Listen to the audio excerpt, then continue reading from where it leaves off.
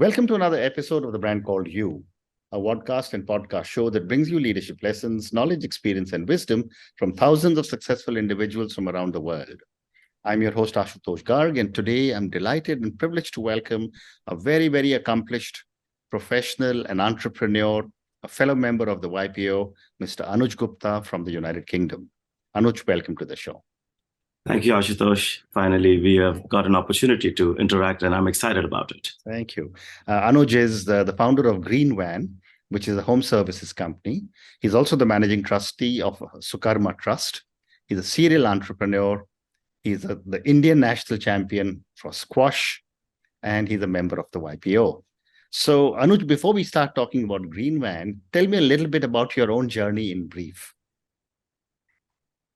I would say by being born in India, I won the lottery of receiving unconditional blessings from my grandmother, who's been meditating and is a saint who's been meditating on a mountain for the last 20 years.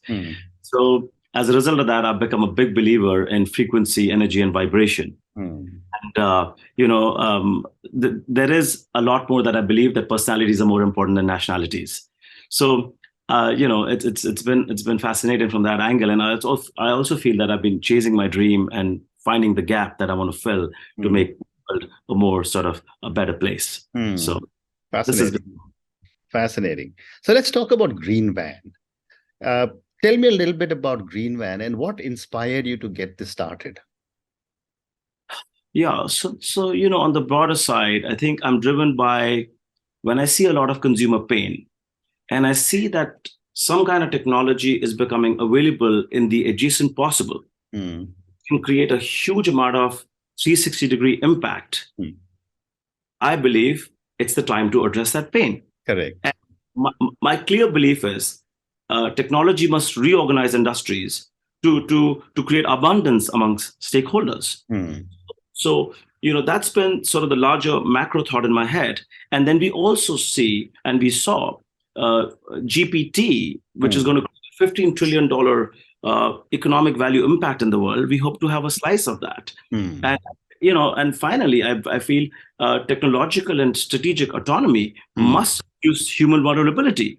So I was driven by that. I was driven by seeing when we moved to London, and here in central London in Kensington, and we were trying to find skill services people to do with the home economy or to do with small, medium businesses, whether you were finding a plumber or an electrician, you had to spend hours and go and do your independent research and, only to let somebody into your house to find that the person was not professional or would cancel the job or would charge me an arm and a leg at the last minute. I mean, so there was a ton of bureaucratic challenge. Correct. We wanted to address that. So let me then ask you that what are some of the services you provide through Greenvan? So services where tradespeople will travel to the customer, and services where we see large volume and a large gap, and a serious amount of problems. So services in the first phase will be like, you're looking at plumbers, movers, electricians, locksmiths, babysitters, dance teachers, chefs. So the first phase, we're going to be providing those kind of services. And in the next phase, it's going to be a little more up in the value chain, things like the legal services and other financial services. Because once we go into that part of the conversation as to what is the big shift that we brought, you will see what's become the catalyst for making this happen. Amazing. And how does Greenvan differentiate itself from the other home service companies in the UK? So Greenvan is able to, so we are a services company, I would say a skilled services company addressing homes and small, medium businesses, because services also sort of across the pure line of home services. So the way we differentiate is we have a tremendous value proposition for the customer and a tremendous value proposition for the tradesperson. And I'll tell you what that means. That means customers pay lower prices. They're much more insured.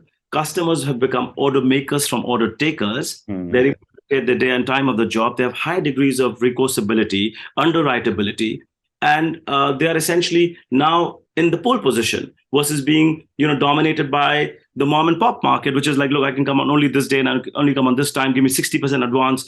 The person cancels something, he breaks in the time of the job and then is never reachable. So customers go through a lot of mental peace And also, because the prices have been reduced to such an extent that they find reaching to an affordable professional is much easier than doing it themselves. So the DIY market is also shifting because they find it in their economics to do it with us. A tradesman on the other side, imagine these two people who work for a little mom and pop shop, because 85% of this $101.7 trillion market globally is basically a mom and pop shop market. So now these two people, let's say, who work for an owner, John, and Charlie, who work for him, they're completely subservient. They're rendered to the pinata. They basically have no family time. So we are improving family time by 50 days. We are 3xing their disposable income. We are making them their own bosses. We are making them underwritable and mortgageable because the money moves into the bank. It's not a cash business anymore. And they're not incented to be opportunistic with the customer. So we are almost, say, if I may boldly say, we are an anti-rip-off business. Well said. And seems like a great business that you are building. But my other question is that given the large number of people that you work with, or there are large number of tradespeople that you work with, how do you ensure consistency of standards? Yeah. And how do you ensure retention? Yeah, I mean, look, it's a very deep and a rigorous process of onboarding tradespeople. These are people who are going to be our ambassadors. And there is, of course, there are incentives related to growth, to hope on the financial side. These are people coming with deep track records. Remember, this is a 100-year-old industry. We're not creating the industry now. These are plumbers who've been doing this work for 50 years. They are massively socially marked. We know what's going on. There is as I said, a very long drawn onboarding it's almost like making it an MBA school.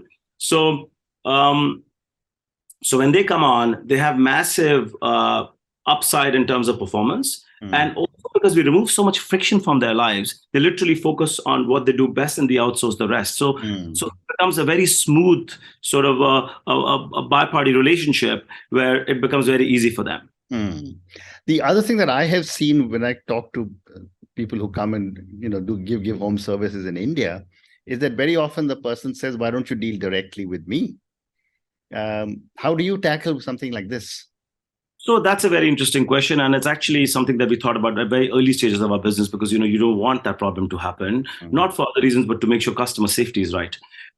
It's not in the economics. So it's not in the economics of the tradesperson or their intelligence to do it anymore. Because you see, if let's say a mover is working in some other part of London, and for the customer Megan to call the mover and say, "Can you come and do my job tomorrow?" He'll basically quote a price which is almost 2x of what we can offer. Right. Number one. Number two, he's got a full chain and a full day and the full routing that's been done. Plus, he cannot really, as an independent, give the £10,000 of insurance or full recourseability. Why would Megan, who's the customer in her right mind, go to this independent Charlie who's coming at 2x the price, who's not able to offer an insurance, who doesn't have a support center, who's not taking money from the card most likely. I mean, so it's not. And why would Charlie leave his entire days of work, which is completely routed and scheduled for the next day, to come to this one customer, Megan? So it's not the economics or intelligence of the tradesperson or the customer to bypass the system. And this is because of reasons of transaction value and the value of time in the Western part of the world. Well said. Can you, for my viewers and listeners, share one or two interesting stories of where customers have shared some memorable experiences with your tradespeople? Yeah, sure. So we had an amazing elderly lady who wanted to move a piano from one part of central London to literally 2 miles away. And, when we started having a chat, because remember, we book over a chat because we built the world's most advanced conversational AI, and we'll do that, when the time comes. But what I wanted to say to you, so she was receiving quotations, because remember, till today, this is a highly opportunistic industry. When the people realize that there's a lady on the other hand who's elderly and maybe, is well off, they basically give quotations which are disproportionate. When she came to us and, we started to chat, because we have this policy, women single above 60 also not only get jobs at cost, but we are highly concerned about them because safety is part of affairs. So we gave her a price quotation of literally £78 compared to the £250 she received from our mom and pop competitors or large companies. And she was amazed. She was thrilled. She was, ecstatic about it. So she wanted to move a piano, which was gifted to her by a late husband. And she said, look, I'm willing to go and stand with the Greenvan board at Trafalgar Square and tell the world that there exists a business which is so righteous and which is conscious. So that was a story about the elderly lady wanting to move a piano from one location to the other. In terms of a memorable story, somebody left a leather jacket in one of our removals jobs. And we sent a message, because we didn't know whose jacket it was. We sent a message to about 10 customers saying, we've got a leather jacket that's been found in the van. It looks like an expensive jacket. 4 people wrote back to us that it's theirs. Okay. So it was a very memorable sort of experience, saying that how can a jacket belong to 4 people? But, I guess it was a good jacket, so more people. Well said. The next question is, I think you did refer to it, is that you want to make sure that your Greenvan people are able to offer safety and security. Yeah. How do you ensure, you're sending people now who are your tradespeople, even though they are probably independent contractors? How do you ensure safety and security of customers' homes and the belongings? I mean, Ashutosh, these are highly vetted vendors. These are vendors with deep track records. These are people with families. They're getting salaries which are double of what they used to make until today. I mean, they are being geo-tracked. They are having incentives on performance. It's literally not in their right minds. I mean, anything is possible, but on a probabilistic analysis, you're looking at 1 in 1,000 or 2,000 jobs where something like this is possible. So we've done many thousand jobs, and I can tell you, out of the maybe 10,000 first 10,000 jobs, we would have had one episode like that where the vendor tried to be funny in terms of stealing something. But we don't feel it's too small a gain for too large a pain. Absolutely. So it's disproportionate upside. It's a huge downside. So they don't want to be part of it. And remember, because it's such a live system, customers can instantly tell what's going on. So you got a lot of understanding of the person. It's not like we just picked up some random guy and made him a partner. So it's like, there's quality that's being sussed and analyzed at all stages before he's put on the job. So our assumptions are very deeply tested. Well said. You spoke a few minutes ago about technology, and this was a question that I want to spend a little time on. Yeah. Tell me a little bit about what has gone into building your AI-based technology platform, and how do you keep it contemporary? Yeah. So this is our game changer, right? This is our forte. This is the key question about us, Greenvan, our existence, and our. So we are an AI-powered platform, right? We have built the world's most applied conversational AI. Essentially allows the customer to get onboarded without human intervention. So we've gone ahead and codified the intelligence of John, the plumber who answers the calls, with 30 years of experience inside our bot. So what you have done is the 40,000 questions that person knew with 30 years of experience about the service have now been codified inside a conversational AI. So our platform is powered by GPT for the language part. There is a whole pricing engine. There is a whole service questions related engine. There's a scheduling engine. There's a routing engine. So it's a very large, fully ruggerized, top of the funnel, middle of the funnel, bottom of the funnel, all to do with serious amounts of technology and technology. So this industry there has been a bottleneck in this. So imagine there are millions of customers at the top, and there are thousands and thousands of tradespeople at the bottom, Ashutosh, if you think about it. In the middle sits these people on the phone, but they only have 8 hours in a day. They only understand one service. So the bottleneck has been non-digital onboarding. It comes with a very large price, human limitation, less intelligence, much more dependence, and less autonomy. So when you replace this layer of thousands of people just taking calls with a highly sophisticated, the most sophisticated bot that you can imagine, you now have throughput at a different magnitude. You can process thousands of transactions in minutes. You can book on a 24/7 basis. There is no human cost, which is huge, which is 40% of the transaction value. And so the economic shift that we bring about by automation is insane. Plus, then we are not a single service company anymore, because we've gone and taken the intelligence of multiple services and put it inside a bot. So when we acquire the customer, it's not a single transaction relationship anymore. Marketing dollars are going the furthest compared to anybody else, because we are a multi-service business. So the sum and substance of the point really is, this is a consultative closure business. This is not a dispatch checkout like an e-commerce website. We are digitizing the onboarding using this digital closure technology, dialoguing engine, chatbot, where you come and discuss your problem. It understands the problem statement, makes the booking, sends the relevant person to you. And I want to highlight that we are not a marketplace. We're not a simple lead passing marketplace. These are people who have a deep relationship with us and onboarded either as contractors or as employees. But this is not just like, okay, taking the job and passing to some independent person, only to give the challenges to the consumer that they don't want to see. Wonderful. And how do you manage customer service and customer feedback? Oh, I mean, that is not, customers are blessed with divine discontent. And, there is always heaps of feedback that we, that we get. So, I mean, there is a lot of technology, there's a lot of process. We take every piece of feedback very seriously. And I think, but what we've seen is almost 90% plus customers with the experience of the smooth connective tissue that we've built, easy to book process, amazing prices, access to immediacy. We've had 90% plus customers come back to us, giving us 100 on 100 in our service.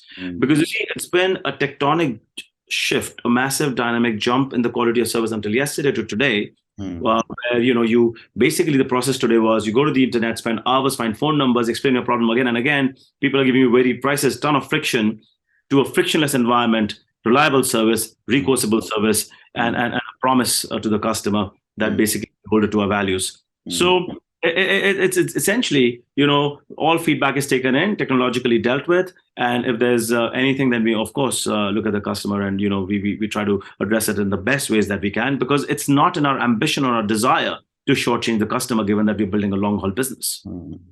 Great response. Thank you. My next question is that, you spoke that you are already doing a few skills. Yeah. And you said that you're going to add more skills. Yeah. What is the process you follow before you decide to add a completely new kind of skill before and offer it to customers? Yeah. So, services where there is large demand and large friction, those services are at the top of our radar. Services where tradespeople travel to customers' homes or small businesses, those are on our radar.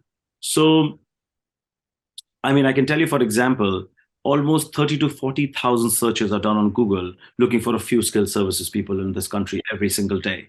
Wow. There's such a big mismatch between demand and supply. But there is a lot of supply, just that the streamlining of the supply is unorganized because of a ruggedized technology system. So we intend to add many services which are very large. Remember, just the UK market is a $120 billion market. Wow. It's almost 10 or 11 times the size of the Uber market. So this is an ocean, and globally it's a $1.7 trillion TAM, which means you're talking about at least a dozen decacons being created in this industry globally. So we intend to add all kinds of services, starting with removals to plumbers, to electricians, to locksmiths, to babysitters, to dance teachers, to chefs, and so on and so forth. So this is how our landscape looks like. And there is a ton of runway to play. Fascinating. Two more questions for you. You're currently in the UK. Do you see yourself expanding well beyond UK into Europe and other parts of the world? So when we say a $1.7 trillion market opportunity, we are talking about some Western parts of the world. I mean, of course, the US, which remains almost at a $1 trillion opportunity, will be our next market. We look at the UK as a great incubator testbed before we can jump big time into the US. And of course, there are many other European countries which have similar structures in the way that 85% mom and pop businesses, and they've been dealing with the chuckles of the legacies of the past in terms of being unorganized and fragmented industry. Mm. So there's a lot of low-hanging fruit, I would say, in countries like Germany, in countries like France, many other smaller European countries, and of course, the US remains the big giant where we will go and take a massive sort of shot and crack at that. But I can tell you that even just the UK market is a very large market. You know, we are talking about, I can tell you that in 3 years, if you're looking at a 25 million EBIT, let's say, just by capturing 0.4% of the UK market. Wow. So you're talking about a very large opportunity here. And that's just the tip of the iceberg. So yeah, there are geographies other than the UK which we would love to address come the time, but we are dealing with an ocean in itself to start with. Amazing. And my last question to you, Anuj, and this is to Anuj, the entrepreneur, and this is for the thousands of people who will listen to our conversation. Based on your own amazing journey as an entrepreneur, founding Greenvan and building it from nothing into what it is today, what would you say are 3 lessons you would want our viewers and listeners to take away from your journey and from our conversation? That's a great question. I would say let wisdom viral, because at the end, you will find givers are the winners. Yeah. And I also believe that our expectation of our future is linear, but our potential is exponential. And also, I would say that I love to say this, that the intelligence of today is going to be the common sense of tomorrow, and the strugglers of today are going to be the heroes of tomorrow. So my feeling is that the best is on its way, and let's create a dent in the universe, not by our weight, but by our contribution. Well said. So this is my feeling. And, you know, I think entrepreneurs tend to be sharers and carers, and that's a deep sentiment that we should live with. And, you know, progressing this and addressing the world gap and making the world a better place is the agenda that I want to follow and pursue more. Oh, wonderful. And on that note, and your amazing lessons of let wisdom viral, givers will be winners. The best is yet to come. Thank you so much, Anuj, for speaking to me about your own journey. Thank you for speaking to me about Greenvan. You seem to have literally started a revolution in the home services business in the UK. And as you say, the UK is just the tip of the iceberg when you start looking at the global home services market. Thank you again for speaking to me about so many different aspects of what you are doing and delivering with such a strong technology. Thank you again and good luck. Thank you so much, Ashish. This has been very fun. Thank you so much. Thank you. Thank you for listening to the Brand Called You videocast and podcast, a platform that brings you knowledge, experience, and wisdom of hundreds of successful individuals from around the world. Do visit our website www.tbcy.in to watch and listen to the stories of many more individuals. You can also follow us on YouTube, Facebook, Instagram, and Twitter. Just search for the Brand Called You.